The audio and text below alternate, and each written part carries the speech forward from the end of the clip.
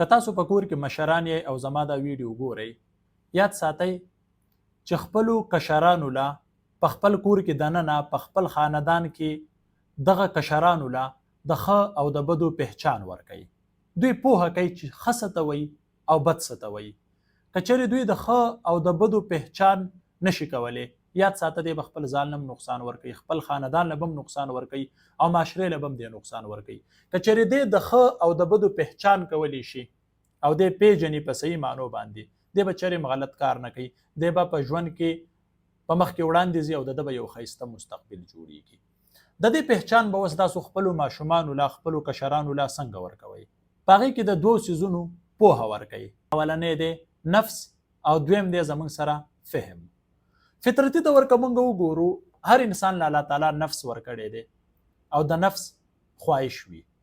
که موږ وګورو که یو محفل ته موږ لاړ شو او هلته موږ ته خوراک څښاک میلاویږي، نو زموږ خواهش وي چې زه ښه خوراک څښاک وکړم. که په یو ځای کې په یو محفل کې د ناستې ځای وي، نو موږ کوشش کوو چې یو کمفرټ ځای ته کینو چې هلته موږ ښه محسوسوو، یوه پسته کورسۍ د هغې مخې ته ټیبل هم وي، مطلب ناسته پاسته کې ماته تکلیف نه وي بلکې اسانتیا وي. نو دا د هر انسان خواهش دی فطرتي طور. خو په دې کې یو څیز اوس پیژندل پکار دی، هغه دی زموږ سره فهم. یعنی زه دغه ځای ته کینم، دا زما د ناستې پاستې ځای دی او که نه دی. آیا دلته که زه کینم نو زه به بدې ښکارم او که ښه به ښکارم؟ آیا دا څیز خو زما خواهش دی، که زه کینم نو زه به ډېر ښه محسوسوم، خو دا کار ښه دی او که بد دی؟ نو د ښو او د بدو پهچان خپلو ماشومانو له ورکوي چې دی په دې خبره باندې پوه شي چې بالکل دا خو زما خواهش دی، دا زما بلکې ضرورت هم دی، خو دا کار کول ښه دي او که بد دي.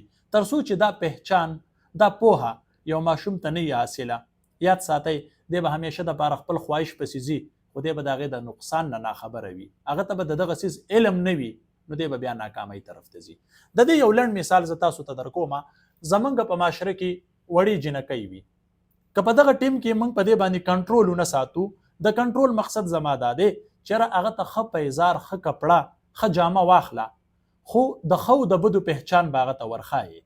هغه داسې که یوه ماشومه ده یا یوه غټه جنۍ ده، زموږ په معاشره کې تاسو ګورئ هغوی همیشه د برینډ اخیستلو کوشش کوي چې یاره زه برینډ واخلم. هغه برینډ ته ګوري، د هغه خواهش شته چې یاره زه دا واخلم، خو دغلته ده ته فهم نشته. په دې فهم باندې هغه پوهه کا، په دې دا هغوی ته وروپېژنه چې یاره ته برینډ اخلي، خو برینډ به کم قسم برینډ اخلي. آیا دا کمې جنکۍ چې دا کمې کپړې واخلي په دغه برینډ کې، بعضې وخت کې په هغې کې دی ګرځېدلی نه شي، چا سره میلاوېدی نه شي، چا سره په هغې کې ناسته پاسته نشي کولی، په یو محفل کې خپل مور او پلار سره دی نشي کېناستی، دی د ورور سره نشي کېناستی، دی کچن ته نشي تللی، دی په صحن کې نشي ګرځېدلی. نو آیا دغه برینډ قبلېول ښه دي؟ د دغه څیزونو فهم ورکول دي دغه ماشومې ته. وخت سره یاد ساته دی به برینډ اخلي، خو دی به د خپل عزت خیال ساتي. لاول به ده ته خپل عزت معتبره وي، بعد کې به دی بیا برینډ اخلي، خو هغه برینډ به دی اخلي چې په هغې کې دی ته عزت میلاویږي. نو زموږ په معاشره کې زیاتره داسې وي چې زموږ ماشومان وي، نو موږ هغوی ته کپړې، پیزار، هغوی چې کم خواهش په هغه خواهش باندې موږ وراچوو، خو د ښو او د بدو پهچان ورته موږ نه ښیو. پکار دی چې موږ یې په دې باندې پوه کړو. زه به تاسو ته ووایم چې خواهش هم په څو قسمه باندې دی.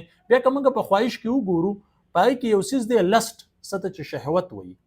بیا تاسو وګورئ چې بعضې خلک، لکه زه به هغې ته په لنډو الفاظو کې تاسو ته مزه ووایم، نو یاد ساتئ دا کمه مزه یا دا کم شهوت چې دی، دا بعضې وخت کې انسان داسې درجې ته ورسوي چې د هغه نه هغه ځناور هم بهتره وي. که بیا موږ وګورو نو داسې ځناور دي چې د هغوی چې کم شهوت وي هغه هم اکټیو کېږي، یا مطلب هغوی د خپل ضرورت پوره کوي په کال کې یوه پیره. خو که بیا موږ خپلو انسانانو ته وګورو نو هغه نه خپلې فایدې ته ګوري، نه د بل فایدې ته ګوري، نه د بل نقصان ته ګوري او نه خپل نقصان ته ګوري، بلکې دی هغه خپل لست په مخ کې وړاندې د بوتللو کوشش کوي. د هغه ځناور نه بدتره دی، ځکه چې کم څیز ځناور کومه لاره نه اختیاروي، هغه لاره یو انسان اختیاروي. آیا دی د ځناور نه بدتره نه دی؟ نو یاد ساتئ د ښه او د بدو پهچان خپلو ماشومانو له ورکوي. داسې ډېر زیات زه بیا ځوانان هم وینم چې هغوی ډېر زیات ښه خواهش لري په یو وخت کې، خو هغه خواهشات دی هغه درجې ته ورسوي چې دی بیا کله سوچ هم نشي کولی. دی همیشه دپاره د برینډ پسې ګرځي، د برینډ پسې بیا په برینډ کې ګرځي او په برینډ کې بیا برینډ لټوي، خو دی دې ته نه ګوري چې یاره دا څیز زما دپاره ښه دی او که نه.